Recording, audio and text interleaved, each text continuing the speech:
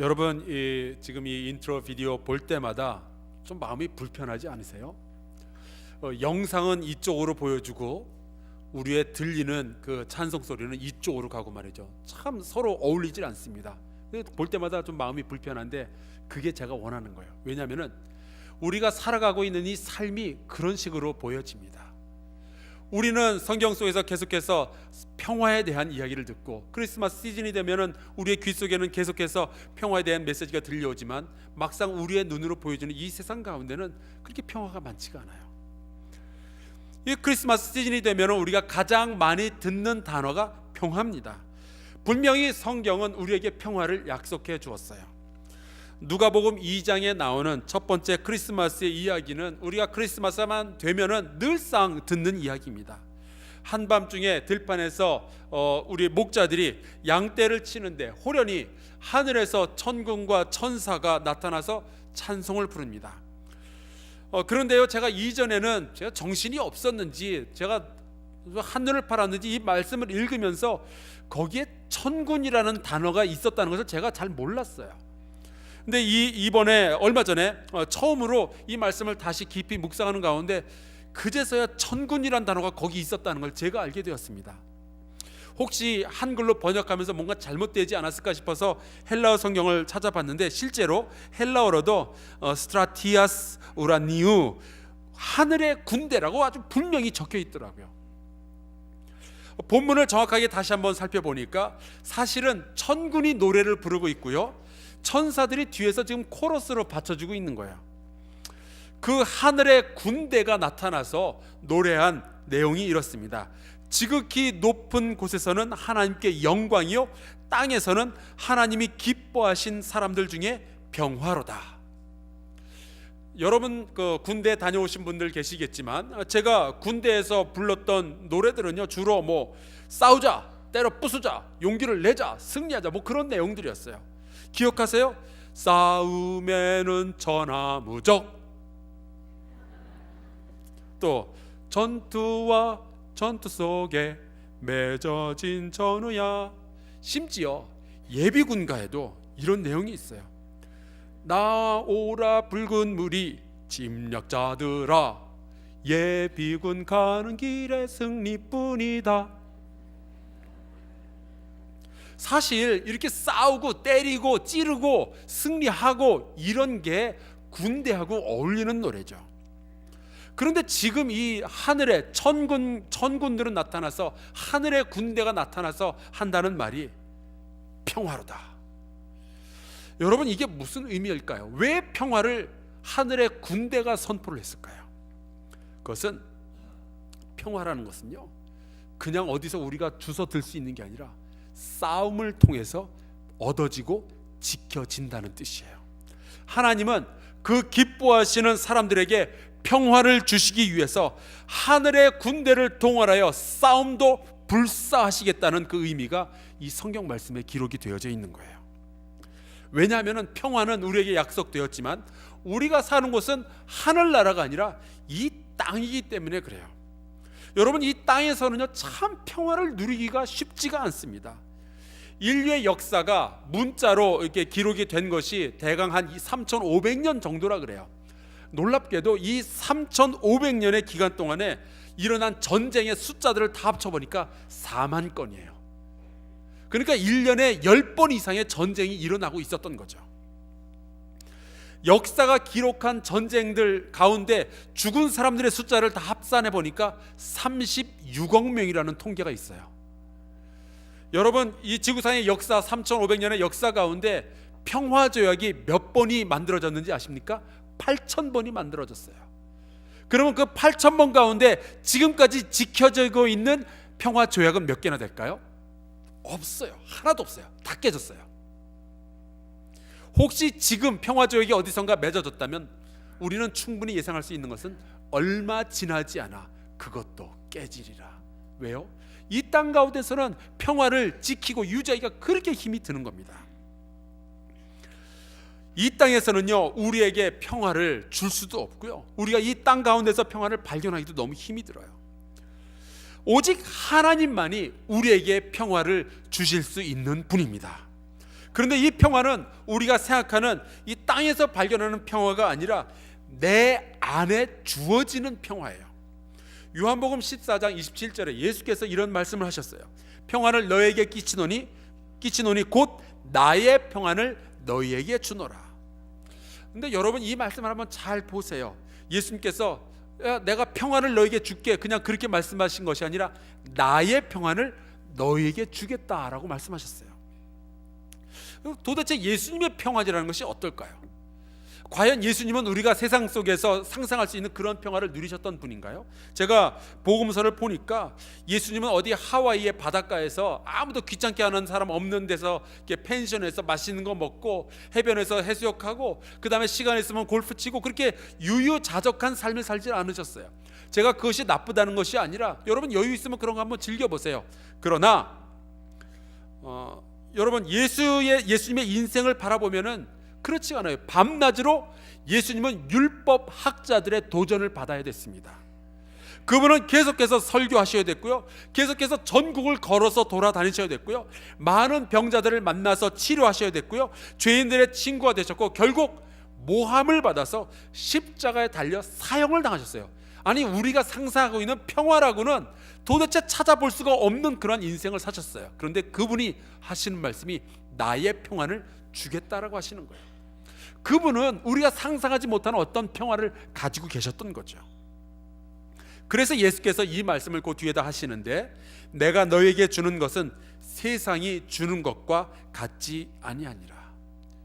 예수께서 우리에게 주시겠다 하는 그 약속된 평화는 세상이 상상하는 아무 일도 일어나지 않는 무덤과 같은 그런 평화가 아닌 거예요. 나의 주변이 잘 정리가 되어야만 느낄 수 있는 그러한 평화가 아닌 거예요. 오히려 우리의 약속된 평화는 예수님께서 그 고통과 험난한 생애를 사시면서 느꼈던 그 평화, 누렸던 그 평화, 온갖 어려움과 고통이 일어나는 이 땅에서 살지만 그리함에도 불구하고 내 안에서 일어나는 그 평화를 의미하고 있는 거죠. 진정한 평화는 내 주변에서 일어나는 것이 아니라 내 안에서 일어나는 겁니다. 상황에 따라서 이게 있다가 없다가 막 그렇게 되는 평화가 아니라, 세상의 평화가 아니라 상황과 상관없이 언제 어디서나 소유할 수 있으며 내가 들고 다닐 수도 있고 그 누구도 빼앗아갈 수 없는 그 평화, 그것을 지금 주님께서 우리에게 주겠다라고 약속을 하신 거고요, 천군이 나타나서 그것을 하나님께서 우리에게 주겠다라고 선포를 하고 있는 거예요. 내 건강은 여전히 좋지 않지만, 내 사업은 여전히 어렵지만, 내 가정 가운데 여전히 참 어려운 도전들이 있지만 나는 진정한 평화를 이 땅 가운데서 누리며 살아갈 수 있다라는 약속인 거죠. 올해 크리스마스에 이러한 평화를 발견하시고 누리시는 여러분 모두가 되시기를 주의 이름으로 축복합니다. 그런데 이 땅 가운데서 우리의 평화가 깨어지는 여러 가지 순간들이 있어요. 참 많은 상황이 우리의 평화를 깨뜨리는데 그 중에 하나가 사람이에요.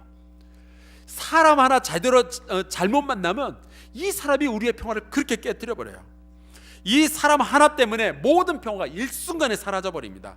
괜찮은 것 같았는데 누군가의 말 한마디 때문에, 이 사람의 행동 하나 때문에 우리의 영혼에서 기쁨도 평안도 다 깨져 버리는 거예요. 여러분 사시다가 어떤 한 사람 때문에 열받아 보신 적 계세요?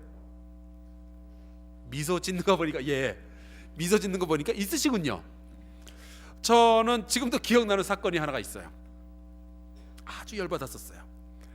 2011년에 제가 섬기던 그 미국인 교회에 그 교인 한 분이 있었는데 그분의 동생이 세상을 먼저 떠났어요. 그 교인은 저희 동네에 있는 큰 은행인데 그 은행의 소유자였습니다. 어마어마한 부자였어요. 그런데 그분은 집을 이 동네 한가운데다 진 게 아니라 자기가 소유한 어마어마한 큰 땅이 있는데 그 워킹 스틱 렌치라고 하는 큰 땅 이름도 거기 그렇게 붙여놨고, 그 가운데, 그 넓은 땅 가운데 거대한 옛날 그 성 같은 집을 져놓고 거기서 사는 분이었어요. 지금 보시는 이 그림이 그 집의 그 뒤쪽 정원입니다. 그리고 저기 지평선이 쫙 보이죠?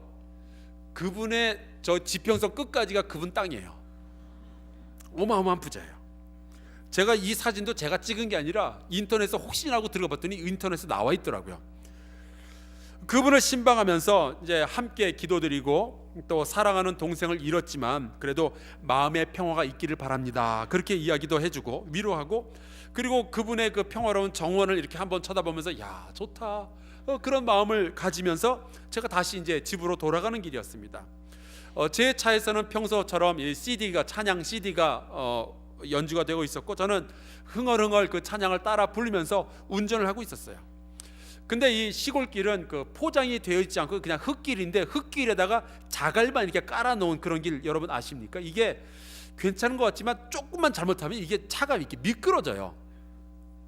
근데 가다 보니까 아주 나츠막한 이게 언덕이 살짝 있었고 저는 그것을 이제 넘어가는 중이었죠. 제가 또 넘어가는 중이라 그러면 안 되죠. 넘어가는 목사였습니다. 근데, 참고로 제 차는 그 스포츠 세단이었고 제가 미국을 떠날 때는 우리 최술 선교사님의 둘째 아들 은광이가 그때 오클라호마에서 공부를 하고 있었는데 제가 그 아이한테 물려주겠다라고 약속까지 한 그 차였어요. 제가 가는 길에 오른쪽 왼쪽에는 소와 말들이 평화롭게 풀을 뜯고 있었고 저 멀리 지평선에는 노을이 이렇게 아름답게 걸려 있었어요. 정말 평화로운 순간이었어요. 저는 찬양을 부르면서 운전을 하고 있었고요. 그러면서 언덕을 넘어서려는 순간 바로 눈앞에서 바퀴가 어마어마하게 큰 픽업 트럭이 도로 한가운데를 떡 차지하고서는 저한테 달려오고 있는 거예요. 맞은편에서. 사실 저 정도로 바퀴가 크지는 않았고요. 그냥 제 느낌을 표현하려고 저 트럭을 봤는데 하긴 타이어가 굉장히 큰 픽업 트럭이었어요. 이게 가운데로 오니까 제가 엉겁길에 살짝 좀 피한다고 피했는데 그 순간부터 차가 이게 중심을 잃은 거예요. 그래서 미끌미끌 제가 중심을 잡으려고 애를 썼는데 소용이 없더라고요. 결국에는 길 옆에 또랑으로 팍 처박혔습니다. 허허벌판 시골길에 저를 또랑에 처박았던 그 나쁜 사람이 운전했던 차는 언덕을 싹 넘어가면서 저를 못 봤겠죠. 그러면서 사라져 버렸어요. 저는 도랑에 처박히면서 에어백도 터지고 엔진에서는 연기가 나고 저는 가까스로 문 여기서 이제 빠져나왔는데 아니 무슨 운전을 그런 식으로 해요? 앞이 보이지 않는 언덕이면은 아마 그 차는 그 나름 그 언덕을 도움닫게 해가지고 이렇게 점프를 한번 하고 싶었던 모양이에요. 저는 사방에 인가라고는 하나도 없는 이 오클라호마의 황량한 벌판 한가운데 차는 연기가 나고 있고 저 혼자 그냥 그리고 서 있는 거예요. 더 안타까운 것은 제가 신방했던 그 교인의 땅을 아직 못 벗어난 상태였어요. 얼마나 열이 받든지 이 사라져버린 그 트럭 쪽을 향해서 영어도 아니라 한국말로 눈을 어디다 두고 운전을 하는 거냐 자식아 하고 제가 소리를 버럭 질렀어요. 만약 누가 저를 보고서 도대체 어느 나라 사람이길래 그렇게 뒤에다 대고 소리를 고래고래 지르냐 그러면 아이 스미마생 제가 그럴 생각도 있었는데 아니 제가 조금 전에 우리 성도님 마음의 평화를 위해서 기도도 해드렸고 그 집 앞에 있는 정원을 보면서 마음의 평화도 야 너무 좋다 생각도 했고 돌아오는 길에 노을을 보면서 그 불 뜯는 짐승들을 보면서 찬양도 부르면서 그렇게 평화를 누리던 제가 일순간 어느 한 사람의 운전 그 하나 때문에 완전히 평화가 다 깨져버린 거예요. 여러분 그런 순간들 경험해 보셨냔 말이죠. 과연 우리가 이런 상황에 있을 때에 분노가 나를 지배하는 것이 아니라 그럼에도 불구하고 내 마음속에 있는 평화가 분노를 누르고 나를 안정감 있게 지켜줄 수 있겠는가 그거예요. 과연 그게 가능할까요? 오늘 우리가 함께 읽은 이 야고보서 3장의 말씀에는 이 인간 관계 때문에 깨져버리는 그 평화를 우리가 어떻게 지켜낼까 거기에 대한 가르침을 주고 있습니다. 여기에 이렇게 되어 있어요. 그 내용을 살펴보면 지혜와 총명이 있는 자가 결국 평화를 만들고 그 평화를 통해서 의의 열매를 만들 수 있다라는 거예요. 여러분 평화를 만드는 자는 지혜와 총명이 있는 자예요. 바꿔서 말하자면 평화를 깨뜨리는 자는 어리석은 사람들인 거죠. 그런데 이 야고보서 3장의 말씀을 보면서 평화를 깨뜨리는 것의 요인에 대해서도 몇 가지 지적을 해놨는데 그 부분을 잠깐만 좀 살펴보길 원합니다. 14절에 이렇게 되어 있어요. 너희 마음속에 독한 시기와 다툼이 있으면 자랑하지 말라. 진리를 거슬러 거짓말하지 말라. 여러분, 우리가 평화가 깨지고 누구 한 사람 때문에 평화가 깨지면요, 우리 마음속에 독한 마음들이 생겨요. 시기, 다투고 싶은 마음들이 생기죠. 그때 자랑하지 말란 얘기인데, 이게 이런 의미예요. 여러분, 평화가 깨지는 가장 처음 단계는요, 이제 서로 다르다는 것을 확인할 때부터 이게 조금 일들이 이상해집니다. 나는 이렇게 생각하는데 당신은 그렇게 생각을 하는 거예요.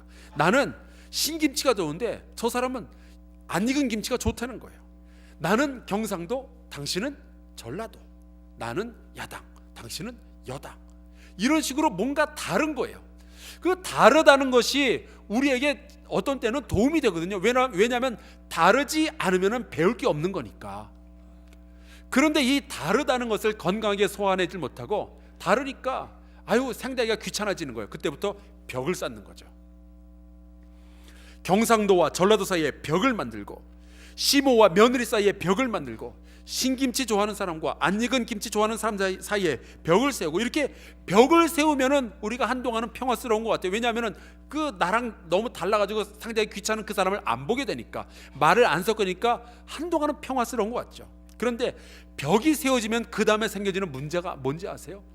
자그마한 문제들을 크게 확대하기 시작해요.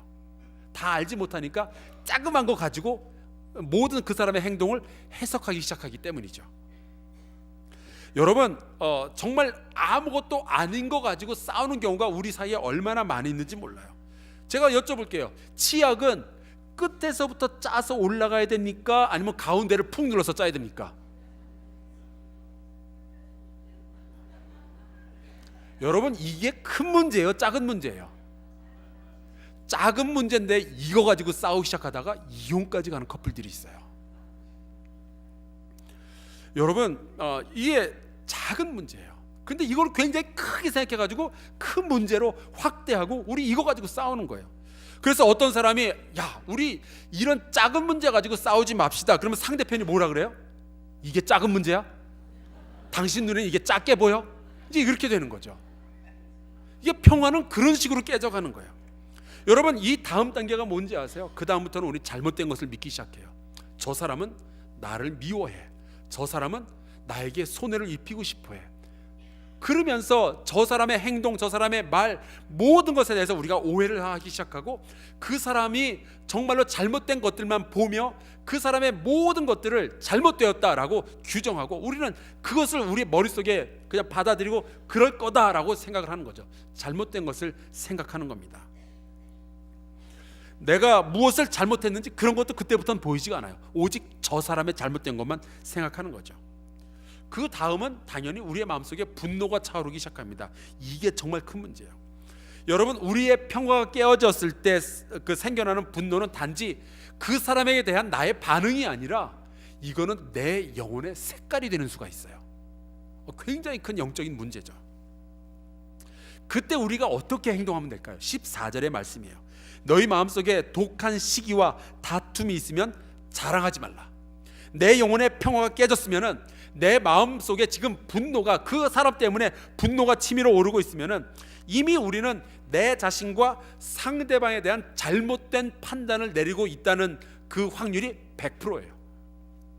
그러니까 내가 맞다, 저 사람이 틀리다고 바득바득 우기지 말라는 이야기예요. 독한 마음, 시기와 다툼이 있거든. 자랑하지 말라는 얘기는 내가 맞다고 이야기하지 말라는 뜻이에요. 아니에요. 우리 뭔가 잘못 보고 있어요. 나는 잘했는데 그쪽이 잘못됐다라고 주장하면 할수록, 내가 맞고 그쪽이 틀리다고 주장하면 할수록 우리는 진리를 거슬러 거짓말하는 사람이 되어갑니다. 평화가 깨진 순간 이미 우리는 내 자신과 상대방, 그 관계 가운데 있는 진리들을 볼 수 있는 능력들을 상실해 버렸어요. 용서, 그런 게 어디 있어요? 복수해야죠. 우리가 뭔가 손해를 입으면 어떻게 평화를 유지할 수 있죠? 그 사람에게도 동일한 손해를 입혀야 그 사람이 나의 평화를 못 깨뜨릴 거다라는 것이 이 세상의 생각이고 세상의 지혜예요. 만약에 우리가 예수님도 그러셨으니까 용서하고 잊어버려야지. 그렇게 이야기하면은 당장 내 주변에 있는 사람들이 뭐라 그러는지 아세요? 너 미쳤어? 너 바보야? 너 왜 그렇게 살라 그래? 15절에 그런 식으로 말하고 생각하는 사람들에 대해서 이러한 영적인 진단을 내립니다. 보세요. 이러한 지혜는 위로부터 내려온 것이 아니요 땅 위의 것이요 정욕의 것이요 귀신의 것이니 시기와 다툼이 있는 곳에는 혼란과 모든 악한 일이 있습니다. 평화가 깨진 자들이요, 마음속에 분노가 가득한 자들이요, 그대들은 자기들이 맞다고 주장하겠지만 그런 지혜는 이 땅의 것이요 정욕의 것이요 귀신의 것입니다. 사람들 사이에 평화를 깨뜨리려는 세력이 우리를 속이고 있는 것입니다. 지금 야고보 사도가 그런 이야기를 하고 있는 겁니다. 우리의 영혼 가운데 그리고 우리의 관계 가운데 평화를 얻으려면 우리에게는 새로운 지혜가 필요해요. 세상의 지혜가 아니라 새로운 지혜가 필요해요. 그게 어떠한 지혜인가 하면은 17절 말씀에 나옵니다. 오직 위로부터 난 지혜는 첫째 성결하고 다음에 화평하고 관용하고 양순하며 긍휼과 선한 열매가 가득하고 편견과 거짓이 없나니. 우리에게는 이렇게 위로부터 난 지혜가 필요해요. 이 지혜는 싸움을 만드는 지혜가 아니라 싸움을 그치게 하는 지혜예요. 작년인가요? 제가 결혼 주례를 할 일이 있었는데 신부의 이름이 지혜더라고요. 오늘 아까도 광고 보니까 김지혜라는 이제 청년이 다음 주에 결혼을 하는데 제가 이 지혜라는 이름에서 영감을 얻어서 주례사에 야 우리 이제 결혼하게 되고 두 사람이 같이 살려면은 같이 평화롭게 살려면 지혜가 필요하다. 그러니까 신부 이름이 지혜니까 우리 거저 얻었지 않냐, 이렇게 평화롭게 잘 살아라라고 말을 하려고 했는데 신부의 그 지혜는 맞는 좋은데 성이 안 씌었어요. 그래가지고 얘기를 하다 말고 한바탕 웃은 적이 있었습니다. 여러분, 위로부터 난 지혜, 그게 뭘까요? 모든 싸움을 멈추게 하는, 그리고 내 안에 평화를 만드는 지혜가 뭘까요? 글쎄요, 뭐 여러 가지 해석들이 있을 수 있겠죠. 하지만 제가 이 말씀을 묵상하면 묵상할수록 하나님께서 저에게 하나의 해답으로 자꾸만 저를 밀어가시는 것을 제가 느꼈어요. 그리고 그 해답은 하나, 이거였어요. 예수 그리스도. 예수 그리스도가 그 위로부터 난 지혜라는 해답을 자꾸만 주시더라고요. 제가 이게 밑도 끝도 없이 만들어낸 그런 답이 아니에요. 여러분, 고린도전서 1장 24절에 이런 말씀이 있어요. 유대인에게나 헬라인에게나 그리스도는 하나님의 능력이요 하나님의 지혜니라. 우리의 마음에 벽이 쌓이기 시작하고 작은 것들을 확대 해석하기 시작하고 거짓된 것들을 믿기 시작하고, 그리고 내 영혼이 분노로 가득 찼을 때, 우리의 영혼에 평화가 깨어져 버렸을 때 우리에게 필요한 것은 세상의 지혜가 아니라 바로 예수 그리스도예요. 세상의 지혜 가지고서는 참된 평화를 우리가 만들어낼 수도 없고 발견할 수도 없어요. 오직 예수 그리스도께서 내 안에 오실 때만이, 예수 그리스도께서 내 삶 가운데서 역사하실 때만이 평화가 나에게 주어지는 거예요. 내 평안을 너에게 주노니, 그 말은 평화는 우리가 받아들이는 거지 발견해내고 찾아내고 만들어내는 게 아닌 거죠. 초대교회에도 이방인 기독교인들, 이 헬라파 기독교인들과 유다인 기독교인들 이 사이에 좀 분열이 좀 있었습니다. 서로 다르다는 것 때문에 두 그룹 사이에 담이 생겼고, 담이 생기니까 자그마한 일 가지고 오해를 하기 시작하고 확대 해석하고 그리고 분노하고 평화가 깨어졌죠.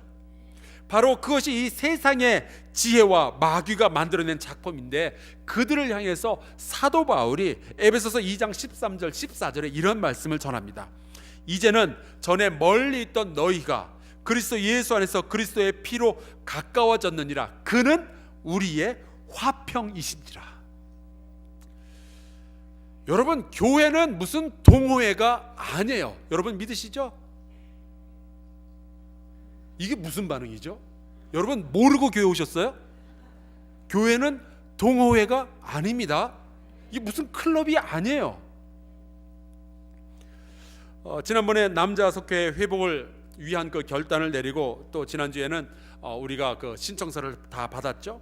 이제 그 한 주간 동안 저희가 다 이제 편성을 거의 마쳐서 어제 제가 그 보고서를 받았는데, 놀랍게도 이 남자 속회와 이 그 부부 속회가 올해보다 3배로 불어날 것 같아요.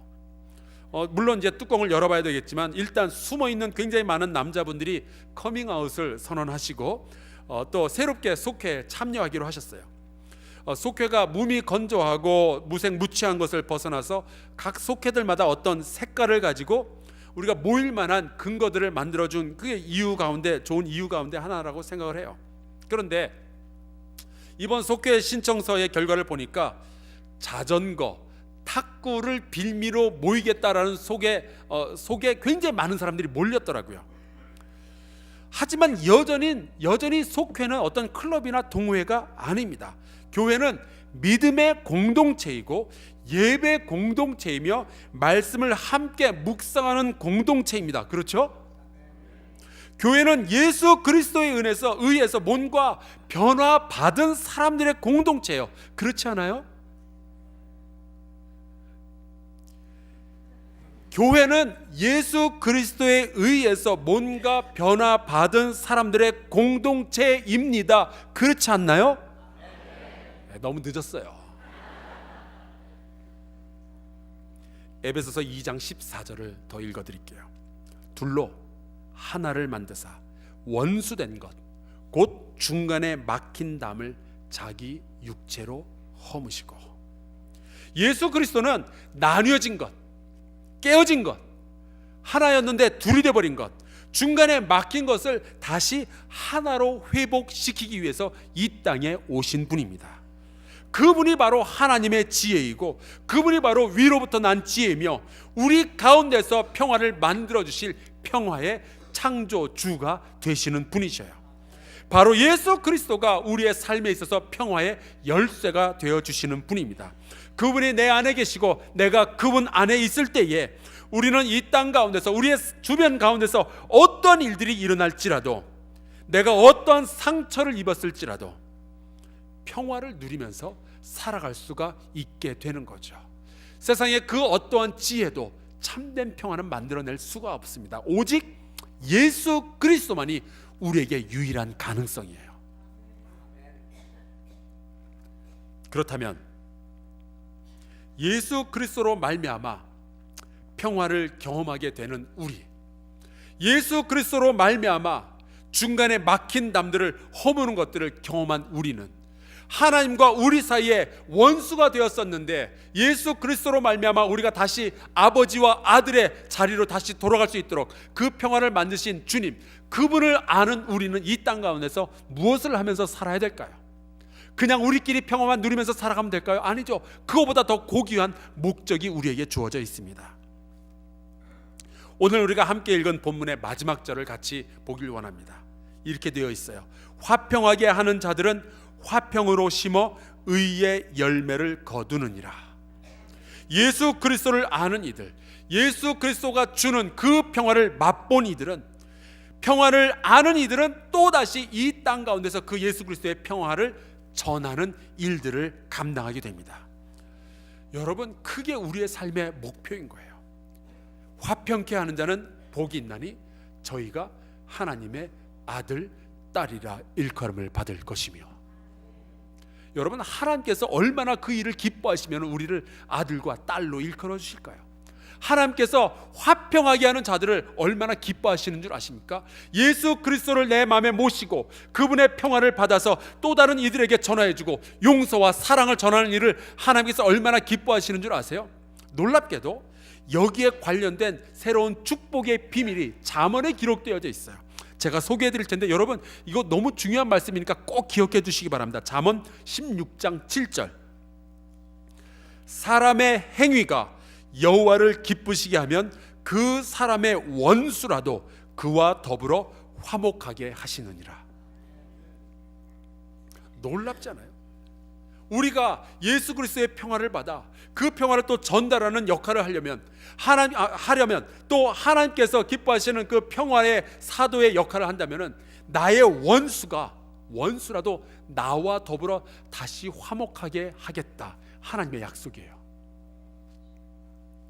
여러분 혹시 여러분들에게 자꾸 약 올리고 여러분들을 벅벅 긁고 자꾸만 마음속에 분노를 일으키려 하는 그러한 사람이 있다면, 나의 평화를 깨뜨리는 그 사람이 여러분 주변에 있다면은 여러분 그 사람하고 어떻게 좀 대결을 벌여가지고 나를 못 건드리게 하려는 그런 생각을 품지 마시고, 그거는 세상의 지혜예요.